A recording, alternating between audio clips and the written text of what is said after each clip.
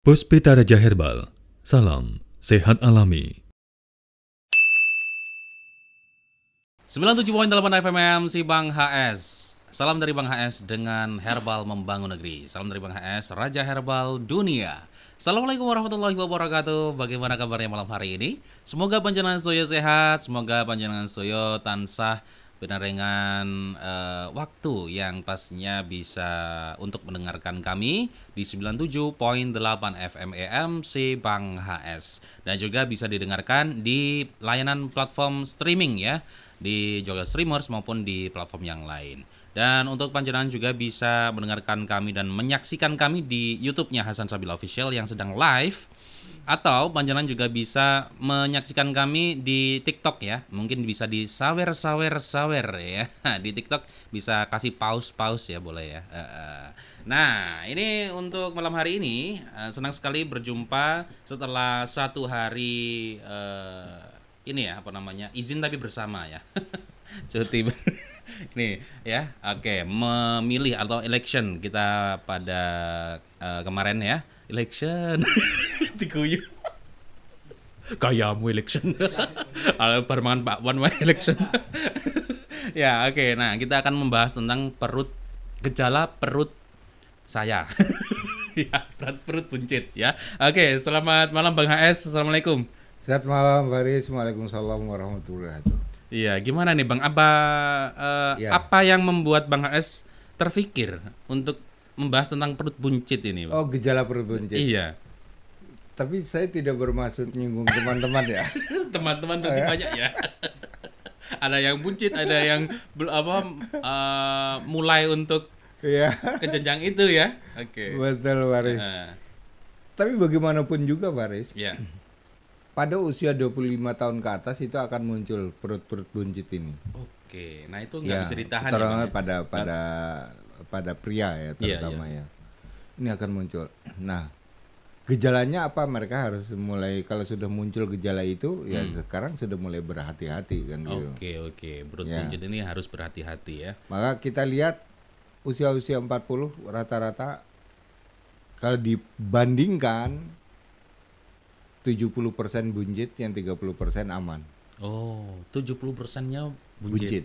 Oke. Iya. Nah, ini apakah nanti kita akan ngobrol tentang bagaimana sih sebenarnya apakah ini gen, apakah ini enggak, soalnya bapak saya itu umur berapa 50 tahun aja enggak buncit itu ya. Tapi olahraga juga nggak pernah. Nah, ini apakah berhubungan dengan aktivitas fisik dan lain sebagainya nanti ya. Ya, ini Bang HS kalau ngobrolin soal gejala perut buncit. Ini mungkin anak-anak muda itu juga sudah merasakan ya. Mungkin saya juga ini hampir ya walaupun masih ideal lah ya. Iya. Jadi ya tema saya ini tidak akan menyinggung teman-teman. Oh, enggak ya. Ini pelajaran soalnya, edukasi. Ya, oke. Jadi ya kalau memang tersinggung ya maaf saja ya. Nah, kita berbicara tentang perut buncit itu, Faris. Ya. Perut buncit itu bukan berarti Bapak Ibu, inilah yang ingin saya luruskan. Kenapa saya selalu membahas tentang perut buncit ini? Dari dulu saya ingin sekali, Bu, karena pengertian masyarakat kita yang namanya perut buncit itu lemak mesti oke. Kan gitu. Ya. Dikira mereka yang kurus itu tidak mempunyai kolesterol yang tinggi. Betul. Nah, inilah untuk membedakan, sehingga mereka yang kurus itu makanya jadi tidak teratur karena pengertiannya, Bu, yang salah. Karena maka itu saya penting banget deh membahas tentang gejala perut buncit. Jadi bukan berarti perut buncit itu adalah perutnya membawa lemak banyak, tidak, Bu. Iya. Begitu nanti di tes lab baru kelihatan, Bu. Ya, kita ambil darah kelihatan bahwa yang kurus kolesterolnya bisa sampai 500, ternyata yang buncit itu hanya sekitar 130, 140. Itu adalah bukti teori bahwa orang buncit itu belum tentu kolesterolnya tinggi. Kenapa saya katakan seperti itu? Kolesterol itu berhubungan dengan darah, bukan berhubungan dengan bentuk fisik. Maka penyakitnya disebut kolesterol dalam darah. Ya, tidak ada kolesterol dalam perut. Oh, iya iya iya. Ya, dalam darah Bu ya. Dalam darah. Sehingga ketidakpengetahuan mereka seperti ini, makanya terus ngawur santan tanpa putus. Kemudian ada mie ayam, bakso, nasi goreng. Ya. Semua yang mengandung lemak dia makan. Ya. Kalau ditanya, "Loh, kamu kok ngomongnya ngawur? Makannya kok ngawur?" Ya. Loh, saya kan kurus. Saya aman dari lemak. Kurus itu bukan ukuran aman dari lemak. Ya. Makanya aman aja kemarin kolesterolnya tinggi. Ya, ya. Aman. Aman siapa ya, Bang? Kamu kan? Oh iya. Kan namanya Aman. Oh iya, Aman. Muhammad Aman. Aman sih. Kolesterolnya kan tinggi. Iya. Nah. Nah, ya, ada itu yang 20 berapa gitu ya, Bang? Kok 2500? Oh iya, yang itu asam uratnya ya. Iya. Wah, itu harus dikasih apa itu, Bang, kalau itu, Bang? Ya. Nah, akhirnya Baris, Iya. ketidakpengetahuan, kurang pengertian daripada masyarakat bahwa orang kurus itu ternyata bisa membuat kolesterol tinggi. Kolesterol tinggi itu nanti golongan kolesterol itu ada 4 bagian Bu. Trigliseridnya berapa? Saya pernah mendapatkan pasien trigliseridnya kurus nih Bu ya. Orang kurus trigliseridnya 600. Lu. Kurus loh Bu ya. Kolesterolnya 378. Itu kurus badannya. Iya. Ya. Kemudian dia juga bertanya kepada saya, "Bang, kok bisa ya Bang ya? Padahal saya kecil." Nah, itulah pengertiannya salah. Iya, iya. Dikira orang kecil itu aman dari lemak. Betul. Gitu. Waduh. Itu sangat berbahaya. Akhirnya saya mengambil kesimpulan, udahlah, kita kasihlah pengertian bahwa orang yang perutnya buncit bukan berarti gangguan dari lemak. Ya. Bisa juga tadi Faris bilang gen, Iya. bisa juga karena pola makan, bisa juga karena pola hidup. Pola hidup ini begini Ibu, habis makan, ya, Ibu tidur. Ini pola hidup yang salah. Aduh. Yang kedua, pola yang salah itu di dalam kehidupannya begini Bu. Janganlah kita membiasakan diri. Nih ya, membiasakan juga. Setelah Ibu makan soto. Soto itu kan kuah kaldu, kuah yang bersantan, Ya. kuah yang berlemak. Kemudian dilanjutkan dengan minumnya manis. Wih. Dikasih es. Enak. Ya kan? Kan enak banget Bu. Kaldu, minumnya es, kemudian manis lagi. Seger. Kan? Ini adalah pola makan yang tidak sehat Ibu. Kenapa? Karena kaldu, nasi, gula ini bisa membentuk trigliserid. Oke. Ya, saya kasih tahu Ibu. Maka banyaklah orang yang trigliseridnya tinggi. Bang, pantangan sudah saya taati. Tidak saya langgar Bang. Ada santan, ada ini, bla bla bla. Tidak saya langgar. Tapi kok tinggi ya Bang ya? Bapak minum gula pasir? Iya Bang. Kalau sudah mempunyai riwayat trigliserid minum gula pasir saja dia naik. Karena trigliserid itu di dalamnya adalah kandungannya ada lemak, ada gula, ada karbo. Gejala perut buncit yang pertama itu adalah perut sakit dan kram. Hati-hati dengan ini.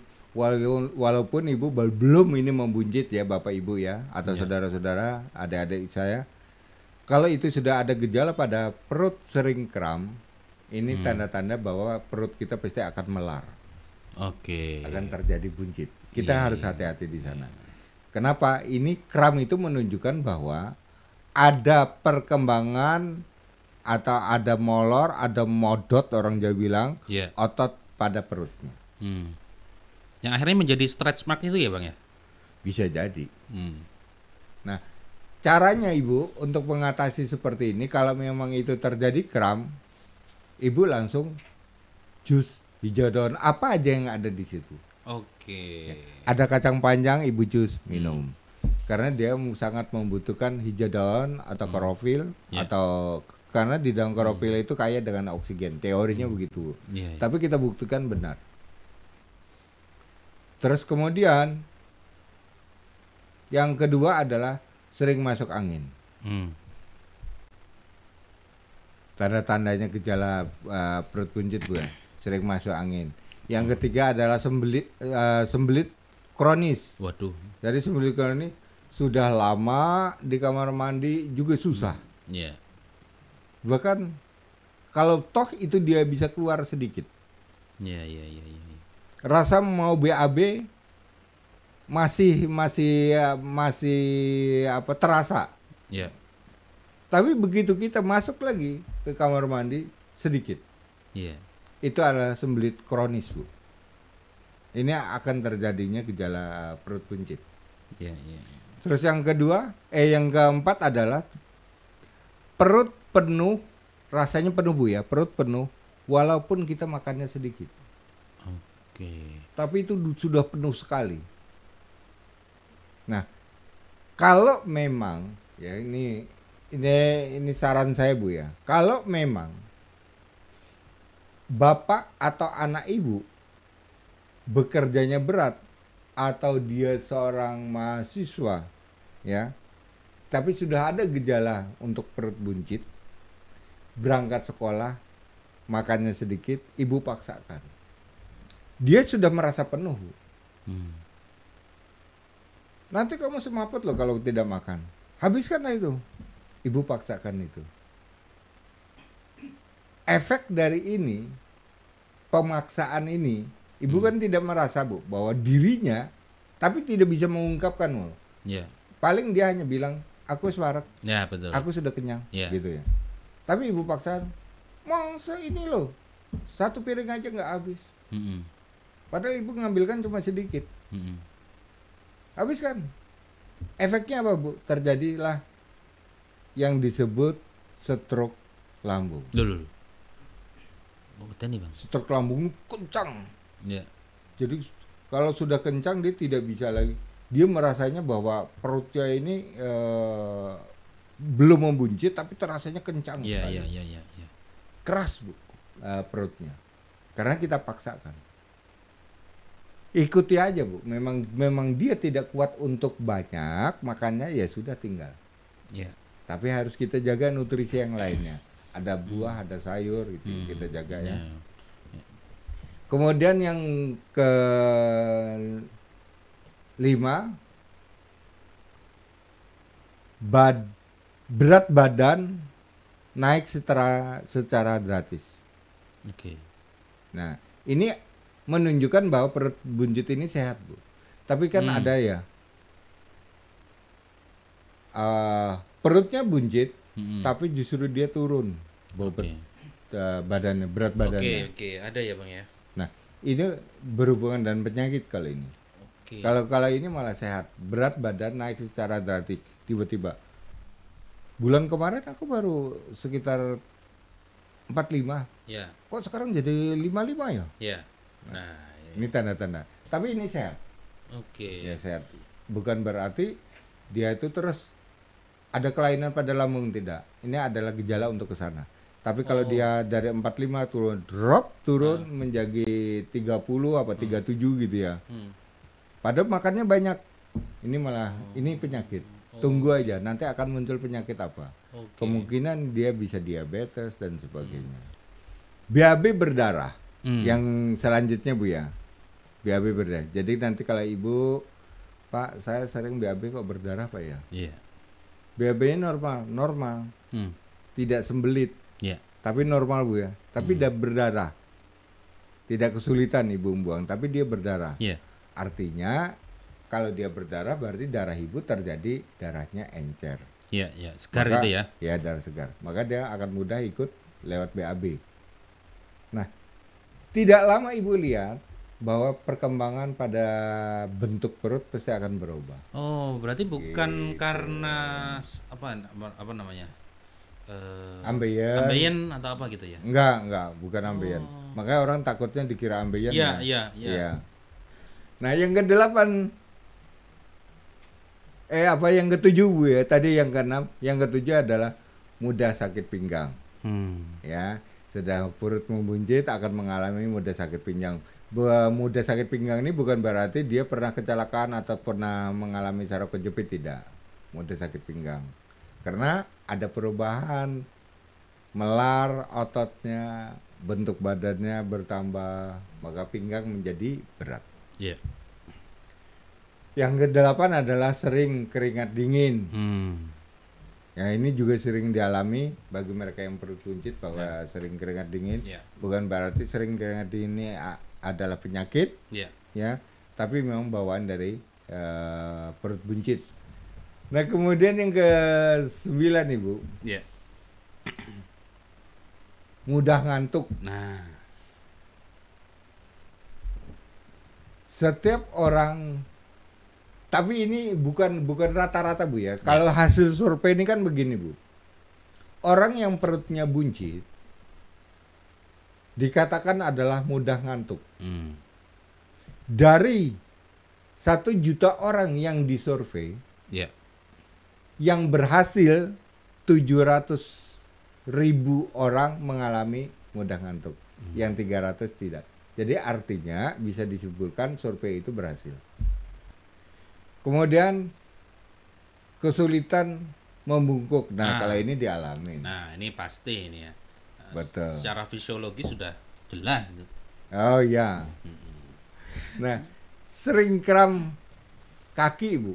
Oke, sering. Betis ya, betis. Betisnya, oke. Pada betisnya. Betis. Karena ya tadi yang saya katakan di awal tadi Bu ya, ada otot besar yang menumpang badan atau menyangga badan tersebut, ini sering kehabisan atau kekurangan pada oksigennya.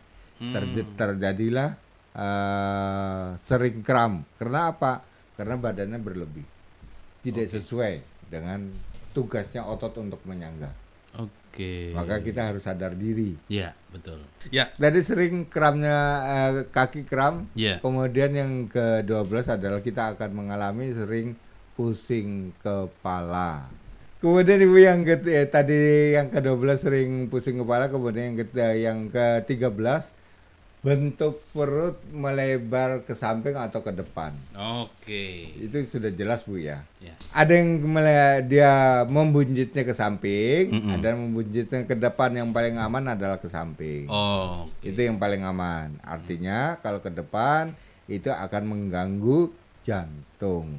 Waduh. Kalau ke samping malah tidak Bu, malah aman. Tapi dia akan mengganggu pada tulang panggul, tulang samping ya Bu, tulang pinggang yang menyangga tulang ini. Maka orang yang buncitnya ke samping, kebanyakan mereka akan mengalami BAB-nya menjadi sembelit atau sulit untuk BAB. Nah, sebenarnya Bu, kalau yang dikatakan Bang Faris tadi, tapi dia membuncitnya ke depan, tapi sulit juga BAB. Nah, ini bukan berarti orang yang perut buncit itu harus mengalami BAB-nya sulit, tidak Bu. Ya. Bisa jadi kebetulan dia ke depan buncitnya, tapi dia punya permasalahan pada tulang punggungnya. Oke. Atau mungkin dengan asam lambung bisa nggak Bang? Nggak bisa ya. Nggak bisa. Nah, dia pada saraf sciaticnya ini yang bisa bermasalah juga, BAB menjadi sulit. Kemudian yang ke-14 sering bersendawa. Gelegean, orang Jawa bilang gelegean ya. Iya, betul. Ya, sering bersendawa Bu. Iya. Artinya bersendawa itu bukan berarti Ibu bahwa apa masuk angin Pak ya? Apa aku terlalu kenyang ya? Tidak Bu. Itu tanda-tanda ada gejala perut buncit. Nah, perut buncit dengan perut bengkak, ya Bu ya. Ini saya bedakan ya. Perut buncit dan perut bengkak bedanya apa? Perut bengkak itu adalah yang dibawa oleh suatu penyakit yang tumbuh di dalam tubuh kita. Gagal ginjal, bengkak, Oke. kelumpuhan limpa, bengkak, liver atau penyakit hati, bengkak, jantung, bengkak itu penyakit. Tapi kalau perut buncit ini belum digolongkan di dalam penyakit, Bu. Ya. Jadi perut bengkak itu secara tiba-tiba. Bisa saja hari ini Ibu normal, nanti malam muncul bengkak. Itu adalah penyakit. Tapi kalau perut buncit itu secara berangsur. Iya. Dengan gejala-gejala ini tadi. Secara leasing ya, Bang. Ya. Jadi Ibu jangan disamakan nanti ketika Ibu mengalami perutnya bengkak. Oh, saya pernah dengar Bang AS membahas perut buncit. Beda. Perut buncit dan perut bengkak yang bedanya di mana? Buncit tidak membawa penyakit, tapi kalau bengkak itu dari penyakit. Oke. Ya, bisa penyakitnya karena hati, limpa, terus kemudian gagal ginjal atau jantung. Iya. Itu ya bedanya, Bu ya. Oke. Terima kasih Bapak Ibu. Saya mohon diri. Kita akan ketemu di lain kesempatan di malam Minggu. Malam Ya, Minggu tuh malam Minggu. tanggal Piro, Bro? 30 ya. 30. Terakhir ya. Nah, terakhir. Oh, apa yang terakhir nih? Tanggalnya, Bang. Talkshow-nya. Tanggalnya. Oh, tanggalnya. Iya, Tanggalnya yang terakhir ya. Berarti saya masih lanjut talkshow ya. Nah, lanjut. Oh ya. Ya. Terima kasih Ibu. Kita akan lanjut di bulan berikutnya. Bulan berikutnya bulan 12 ya. Iya. Bulan 12. Nah, Itu. kita akan membuat mereka menjadi fresh. Sehat. Ya, itu adalah Nah, disinilah apa? buncitnya hilang. Tapi membengkak. Terima kasih Ibu. Salam sehat alami dari Bang AS. Ya, terima kasih Bang HS telah menjumpai kita di malam hari ini, yakni tentang gejala perut buncit. Yang pertama adalah perut sakit dan kram. Yang kedua adalah sering masuk angin. Yang ketiga sembelit kronis. Yang keempat ini merasakan perut terasanya itu penuh walaupun makannya sedikit ya. Nah, yang kelima yakni berat badan naik secara drastis. Yang kelima yakni BAB berdarah. Yang ketujuh yakni mudah sakit pinggang. Yang kedelapan sering berkeringat dingin.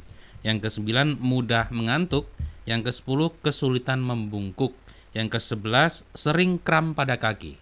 Yang ke-12 sering pusing kepala. Yang ke-13 yakni bentuk perut melebar atau ke samping dan ke depan ya, salah satunya ke samping atau ke depan. Yang ke-14 sering sendawa. Oke, terima kasih dan mudah-mudahan Panjenengan Soyo tercerahkan untuk ini dan kita waspadai segera jika Panjenengan merasakan hal-hal tersebut, minimal 5 atau 4 lah ya. Nah, ini agar menjadi perhatian kita. Dan jika mungkin ada masalah-masalah tertentu pada perkembangan perut ini ya, buncit ini bisa dikonsultasikan dengan Bang HS di hari Selasa, Kamis atau Sabtu jam 4 sore sampai dengan jam 7 malam di Jalan Perintis Kemerdekaan nomor 8 Umbul Harjo, Yogyakarta, EMC Bang HS. Pada saya pamit, EMC Bang HS kami tidak kemana-mana tapi ada di mana-mana. Sampai jumpa, wassalamualaikum warahmatullahi wabarakatuh. Puspita Raja Herbal, kami tidak kemana-mana, tapi ada di mana-mana.